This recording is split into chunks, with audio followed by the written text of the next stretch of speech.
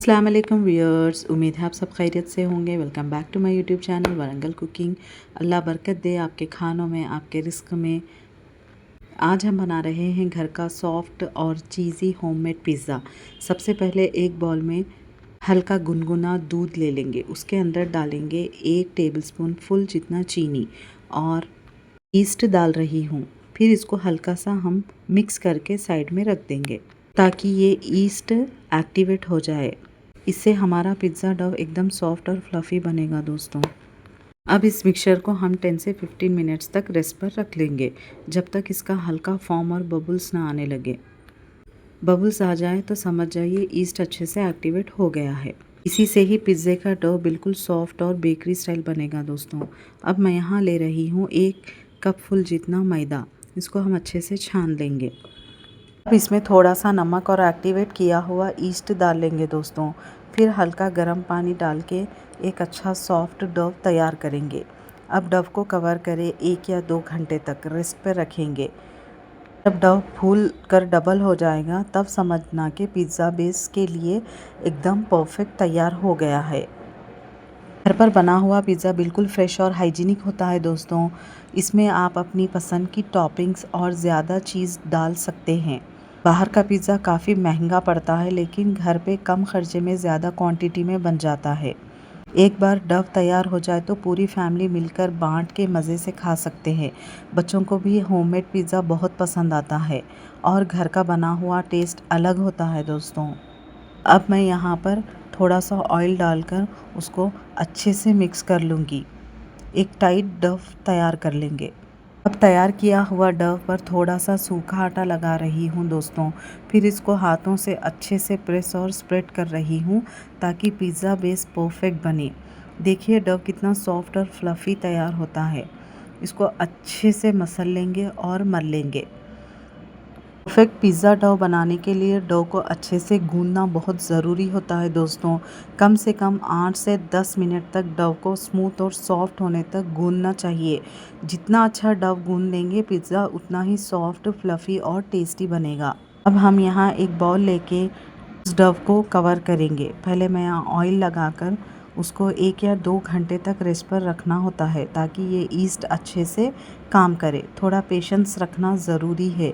घर पर बिल्कुल बेकरी स्टाइल पिज़्ज़ा तैयार हो जाएगा। सॉफ्ट डो का सीक्रेट है पेशेंस और परफेक्ट। यहाँ पर डो को अच्छे से कवर कर रही हूँ रेस्ट पे रखने के लिए। इसको 1 या 2 घंटे तक छोड़ देंगे दोस्तों।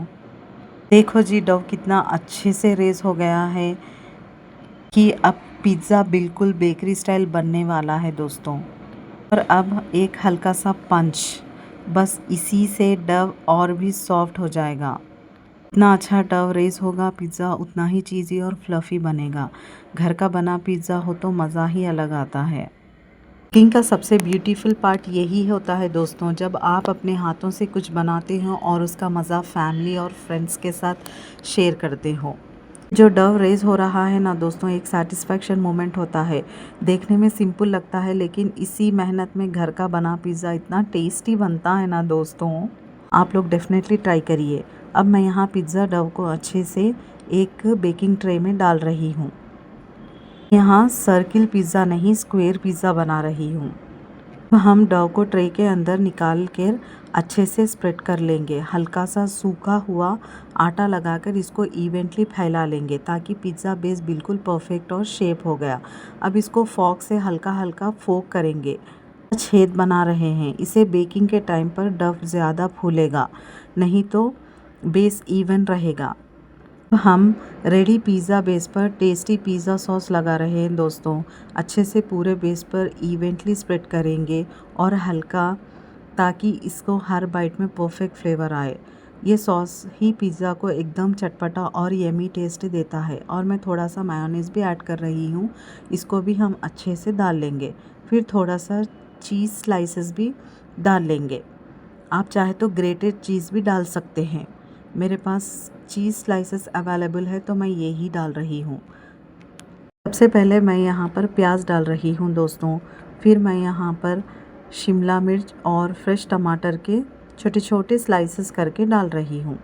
अब थोड़ा सा चटपटा टेस्ट के लिए चिल्ली फ्लेक्स भी स्प्रिंकल कर रही हूँ। और एरोमेटिक फ्लेवर के लिए ओरिगेनो भी डाल दिया है। ऊपर से अच्छे से ग्रेटेड चीज़ डाल रही हूँ।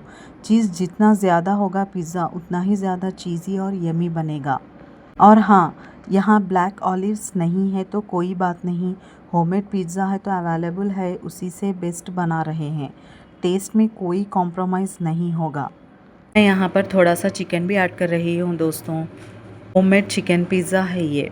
घर का बना हुआ पिज़्ज़ा सबसे हेल्दी ऑप्शन होता है क्योंकि इसमें हम फ्रेश वेजिटेबल्स यूज़ करते हैं और ऑयल हो या चीज़ अपनी चॉइस के हिसाब से हम कंट्रोल कर सकते हैं।